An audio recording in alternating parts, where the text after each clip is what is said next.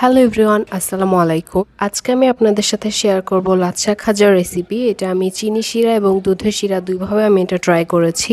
ফার্স্টে আমি এখানে কিছু ময়দা নিয়ে নিচ্ছি। এরপর আমি অ্যাড করব স্বাদ মতো লবণ, ঘি এবং তেল। এগুলো দিয়ে ভালোভাবে মিক্স করার পর আমি এখানে অ্যাড করব রুম টেম্পারেচারের পানি এবং একটি স্মুথ ডো প্রিপেয়ার করে আমি এটা ঢেকে রাখবো 10 মিনিটের জন্য।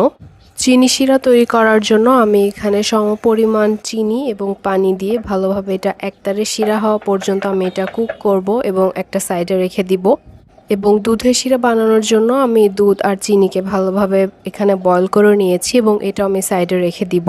এরপর আমি ডো থেকে ছোট ছোট টুকরা করে এটা ভালোভাবে রুটি বেলে নিব এবং এরপরে এর উপর আমি এখানে কর্নফ্লাওয়ার এবং তেলের একটি মিক্সচার দিয়ে দিব আর তার উপর ময়দা ছিটিয়ে এভাবে স্লাইস করে কেটে আমি এটা এভাবে লাচ্ছা পরোটার মতো করে কেটে নিচ্ছি এবং এটা আমি এরকম একটা শেপ দিয়ে নিব। এরপর মিডিয়াম টু লো ফ্লেমে এটা সময় ধরে আমি ভেজে নিব 2 সাইড লাল হওয়া পর্যন্ত। এরপর হাফ আমি এখানে চিনি শিরার মধ্যে দিয়েছি এবং বাকি হাফ আমি দুধের শিরার ভেতর দিয়েছি। চিনি শিরার খাজাটা ডেকোরেট করার জন্য আমি এখানে পেস্তা বাদামের গুঁড়া এবং জাফরান ইউজ করেছি। দুধের শিরার মধ্যে যে খাজাগুলো আমি ভিজিয়ে রেখেছিলাম সারা রাতের জন্য সেগুলোর সাইজ ডবল হয়ে গিয়েছে এবং এটাও আমি ডেকোরেট করে নিচ্ছি। দুই খাজার টেস্টই অনেক ভালো ছিল, সো এটা অবশ্যই একবার ট্রাই করে দেখতে পারেন।